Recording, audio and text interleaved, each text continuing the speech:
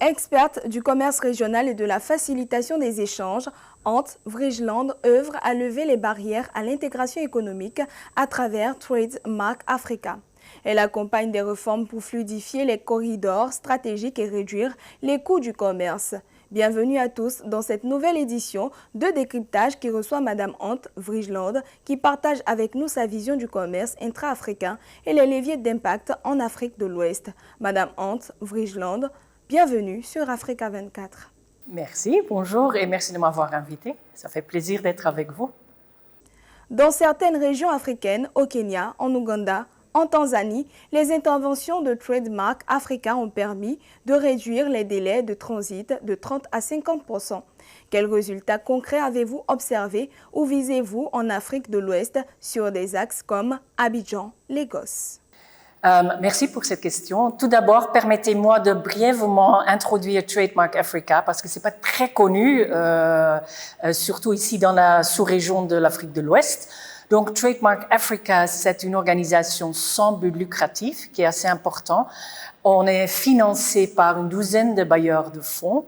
On existe depuis 2010, donc une bonne 16 années.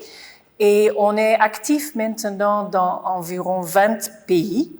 Ici, dans la région de l'Afrique de l'Ouest, on a deux bureaux, un bureau à Accra et un autre bureau à Abidjan. Notre siège est à Nairobi.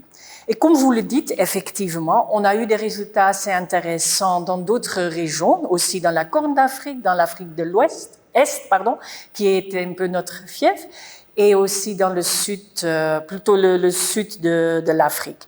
Maintenant, depuis 3-4 ans, on est en œuvre ici en Afrique de l'Ouest, surtout sur le corridor Abidjan-Lagos.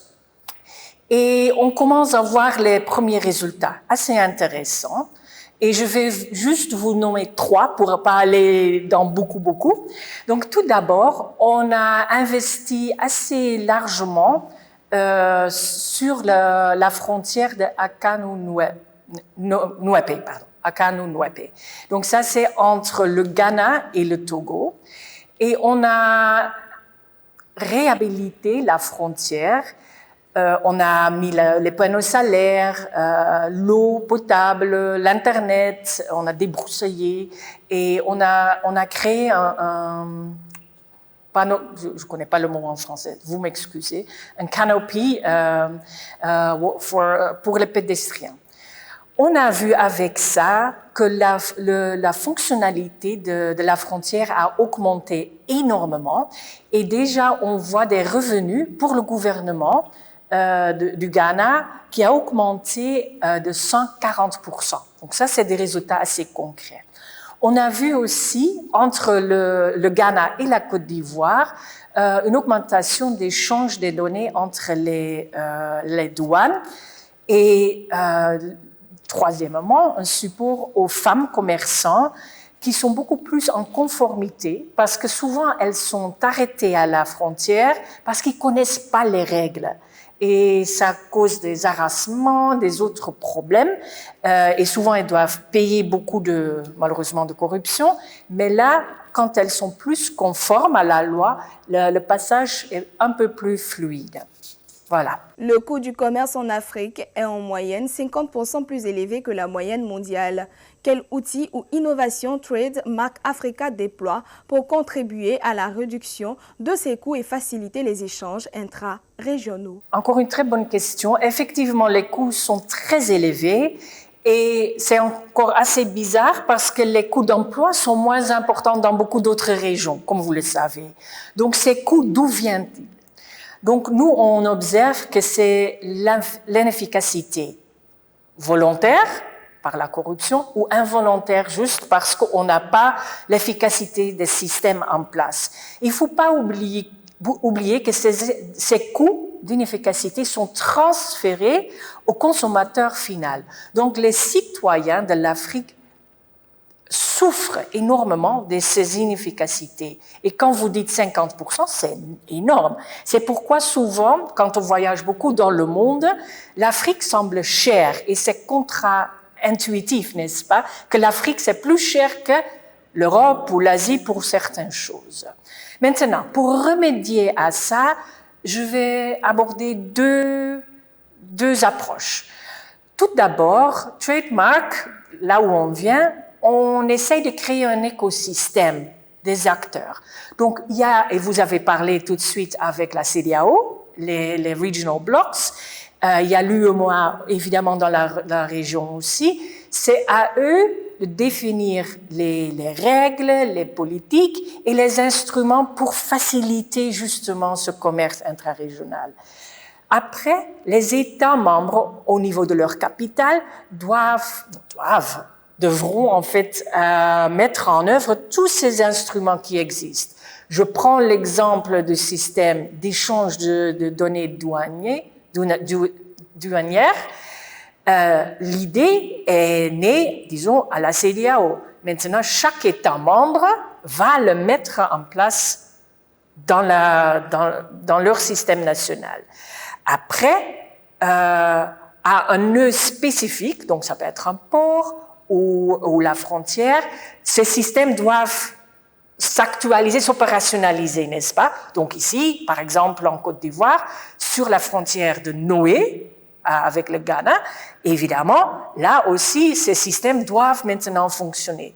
Donc, créer cet écosystème, travailler avec tous ces acteurs pour faire fonctionner tous ces instruments qui existent. Ça, c'est un.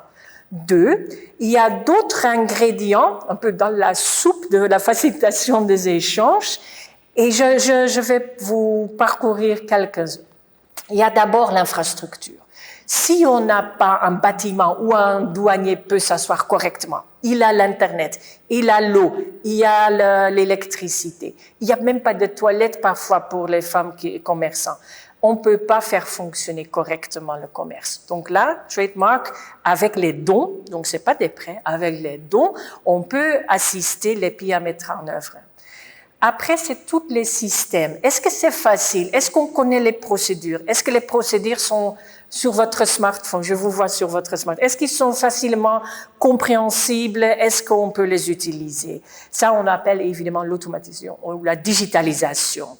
Après, il y a la coordination. Est-ce que quand à Noé, un commerçant arrive, il doit attendre parce que l'un côté est pas ouvert, l'autre côté ouvre seulement 3 heures après? C'est pas cohérent. Donc cette coordination, on met en place, on appuie la mise en place de ce qu'on appelle Joint Border Committees, des comités à la frontière conjoints, pour qu'ils parlent entre eux et ils s'auto-coordonnent. C'est pas à trademark de le faire, évidemment. C'est entre les agences de le faire et d'échanger les idées, les données, etc.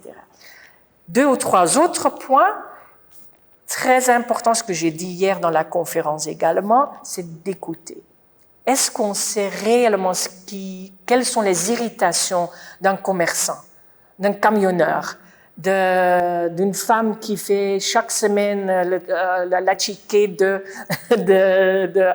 Abidjan vers, je sais pas, Togo, par exemple. Est-ce qu'on connaît leurs vrais problèmes? Donc, bien écouter et mettre en place, donc, ces forats de discussion. Et finalement, beaucoup de produits à la frontière sont arrêtés parce qu'ils sont pas conformes, surtout les problèmes phytosanitaires. C'est un mot difficile, mais ça veut dire, quand moi je transporte le maïs, par exemple, il y a un risque d'aflatoxine. Ça, c'est une maladie. C'est comme ça pourrit, c'est le maïs qui pourrit et qui peut donner des cancers aux êtres humains. Donc c'est important. Donc, est-ce qu'il y a une conformité des produits qui transitent sur les frontières? Et ça, souvent, c'est la raison de l'arrêt. La digitalisation des procédures douanières pourrait réduire les délais de dédouanement de plus de 40% selon plusieurs études. Quel est le niveau d'avancement de ces populations en Afrique de l'Ouest selon vous et quel impact mesurable observez-vous déjà? Merci encore. Effectivement, très important. Ce qu'on note, c'est qu'effectivement, la plupart des pays ont les systèmes digitalisés de la douane. Maintenant, est-ce que le commerçant qui doit utiliser ces systèmes, est-ce qu'il l'utilise de façon digitalisée ou est-ce qu'on demande toujours le papier? Donc ça, c'est le gros problème. Souvent, on demande encore le papier. Ça, c'est la première chose. Deuxième chose, même si au niveau national, c'est digitalisé, quand on va d'un pays à l'autre, il doit y avoir un échange entre les données. Donc, la douane, prenons ici, ivoirien, doit donner l'information à ses collègues ghanéens, par exemple. Est-ce que ces systèmes conçus par la CEDEAO, est-ce que ces systèmes d'échange fonctionnent réellement, oui ou non?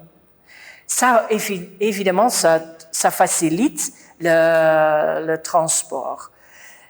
Troisième chose, ce qui sera très intéressant, parce qu'il existe maintenant ce système d'échange de données entre la douane, entre les différentes douanes, ça s'appelle SICMAT, peut-être vous avez déjà entendu parler. Il sera intéressant d'ajouter d'autres papiers dont on a besoin. Parce qu'on a besoin d'un certificat d'origine pour montrer que soit ça vient de la communauté de la CEDEAO ou c'est importé d'ailleurs.